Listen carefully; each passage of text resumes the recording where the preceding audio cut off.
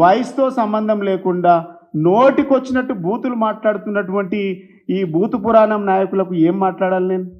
మీరు మాట్లాడితే బూతులే కదా. మీరు ఇంత ఈ గాంధీ భవన్ను గలీజ్ భవన్గా మారుస్తున్నారు కదా.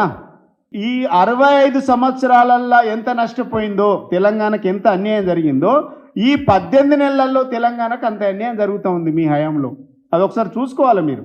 చంద్రబాబు నాయుడు నీళ్ళు ఎత్తుకపోతూ ఉంటే, చంద్రబాబు నాయుడు బనకచెర్ల ప్రాజెక్టు కట్టుకపోతుండు, నీళ్ళు ఎత్తుకపోతుండు అనేసి బీఆర్ఎస్ పార్టీ, కేసీఆర్ గారు, హరీష్ రావు గారు, బీఆర్ఎస్ పార్టీ అంతా మేము కొట్లాడుతుంటే మీరు మీరు చంద్రబాబు నాయుడిని అడ్డపడాల్సింది పోయి, చంద్రబాబు నాయుడు అక్రమ నిర్మాణాలను అడ్డుకోవాల్సింది పోయి, చంద్రబాబు నాయుడు అక్రమ ప్రాజెక్టును అక్రమంగా నీళ్లు తీసుకుపోతుంటే ఆయనను అడ్డుకోవాల్సింది పోయి, ఉద్యమిస్తున్నటువంటి మా పార్టీ పైన నాయకులపైన నిందడేయడం సిగ్గనిపిస్తలేదా కాంగ్రెస్ వాళ్ళకు? మీ ప్రభుత్వం ఎవరి కోసం పనిచేస్తూ ఉన్నది? తెలంగాణ ప్రజల పక్షాన పనిచేస్తుందా, ఆంధ్ర ప్రయోజనాల కోసం పనిచేస్తుందా? సమాధానం చెప్పండి.